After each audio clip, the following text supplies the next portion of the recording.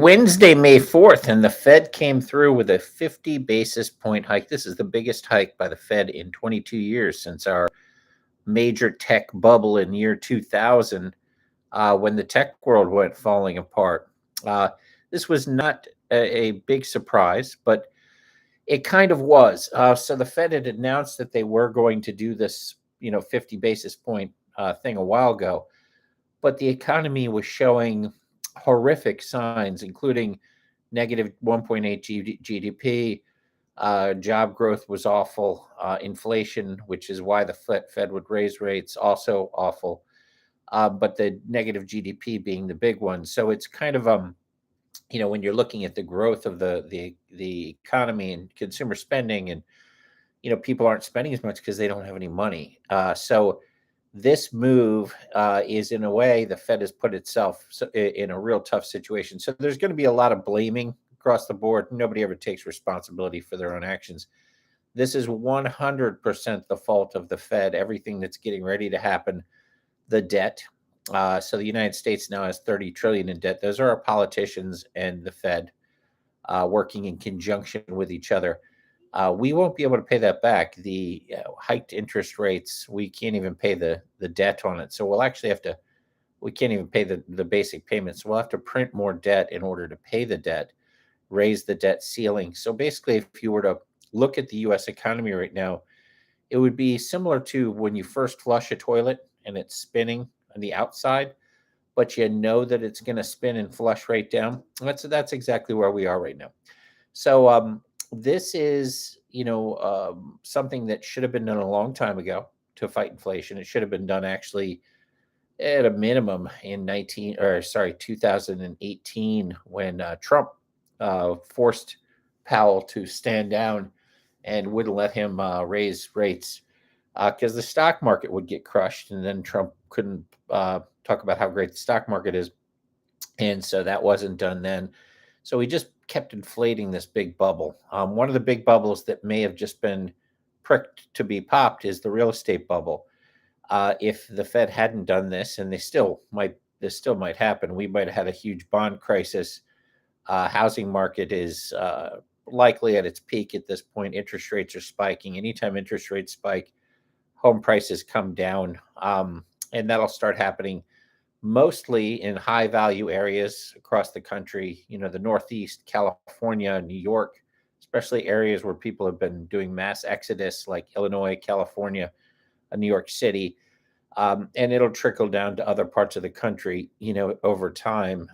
Certain parts will be more affected than others overall, but the whole country, typically gets, feels the brunt of these types of situations. There's not a lot of low income places anymore. There's just not. You're going to see a lot of people abandoning cities and kind of moving outside, into the deep suburbs, to try to lower their costs. But how does this affect everything? So far, the crypto market's been affected very positively. Bitcoin briefly spiked over 40,000 to 40,200, sort of come back down to 39,755, and it's sort of dropping a little bit, and going back up and down. But the crypto markets reacted very favorably so far. A lot of different opinions on this, as to whether or not this was the right move. Some people were wanting the Fed to be more aggressive with the first rate hike. Right now, this is kind of surprising because in a lot of ways, the Fed basically chose inflation over job growth. This is going to hurt the economy in general, and your employment situation and other things. When you raise rates, money stops flowing, cash stops flowing, the economy starts slowing, and when we're already in a negative, GDP, this could easily lead to a depression in the country.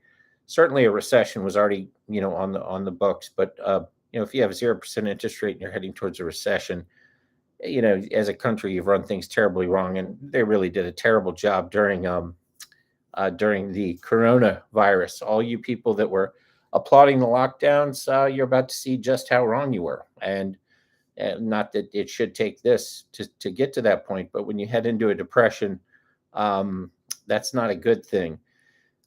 Pretty consequential presser by Powell. Every time he moves his lips, the market seems to dip across the board. It's what's interesting is to see the crypto market spike. Overall, and the day's not over yet, so things can change. This could be some what they call a bull trap. A shorter start to short because the Fed probably has more up their sleeve over the next couple weeks. So it might be a bit of a bull trap before things come down. But it's nice to see the Fed or the crypto market sort of decouple from the stock market. In a way like today. The stock market today. Let's see what the stock market is doing live today. I'll pull it up. It rose. So we haven't Dow climbed 650. So yeah, this is not a decoupling at all. I take that back. I assumed make an ass out of you and me that the stock market went down. No, it actually skyrocketed. So crypto is not decoupled at all. That's not a good sign because this is synthetic. But this might be why Goldman was telling people to go ahead and buy. They may have seen this coming. There's a lot of people that do this for a living that are really, really good at it. But the dilemma is pretty clear. The economy is in a really bad financial shape. The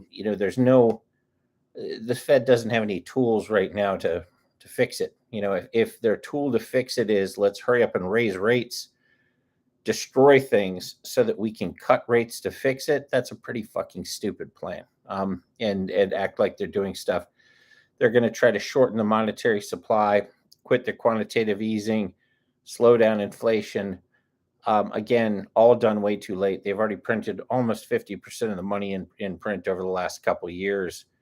It's kind of hard to pump the brakes on that without causing more issues. And remember, the crash in the Great Depression was caused by a lack of money supply, and the run on banks was again caused by a lack of money supply. So could this lead to a run on banks again? Yes, absolutely it could.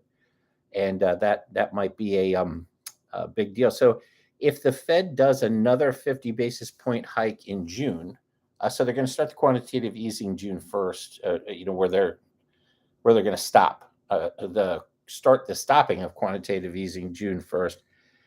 We're looking at a pair of 50 basis points hikes back to back this month and next month. You're going to look at recession and lower stocks. Now, the question is will crypto decouple or will it not? I think that it eventually will, but will it do it that fast? I don't know. I doubt it. So crypto may be in for a little bit of a wild ride over the next month. However, the good news is that long term, I think people won't have any choice but to either put gold, silver, commodities are kind of overbought right now. Gold, silver, and crypto tends to be a little bit more movable than gold and silver. In time of crisis, you can't really pick up, your crypto, your kids, your family, and everything. I mean, your gold and silver gets a little heavy, where you can carry millions of dollars in crypto in your head.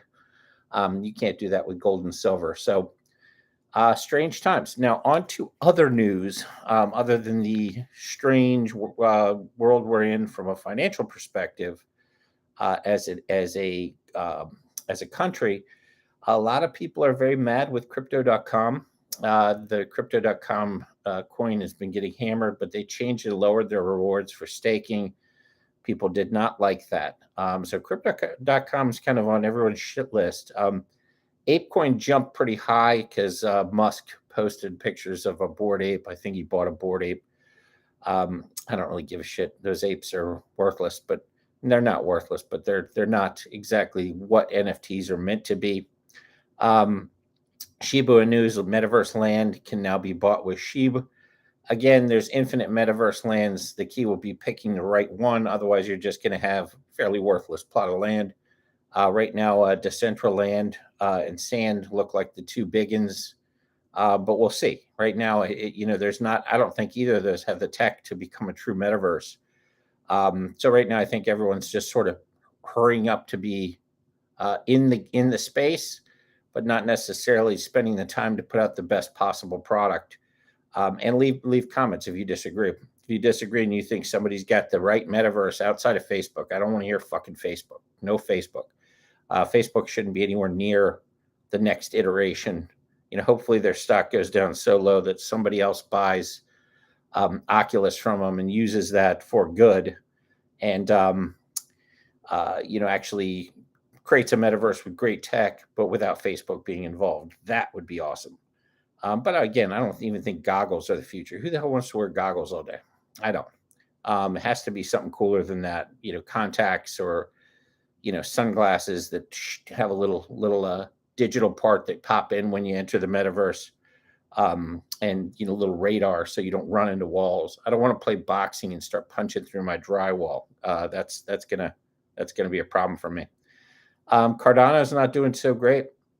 A lot of whale action. I think there's a couple months of down cycle there. I do like XRP quite a bit these days, and there's some good metrics on the XRP side that show up to 130% breakout coming soon. There's a consolidation pattern, that looks like it's going to head towards a little bit of a run up. We'll see the trend lines. Again, these are trend lines, so they could be as wrong as anything. So there's a lot of factors happening here, but XRP seems to be a pretty good play right now.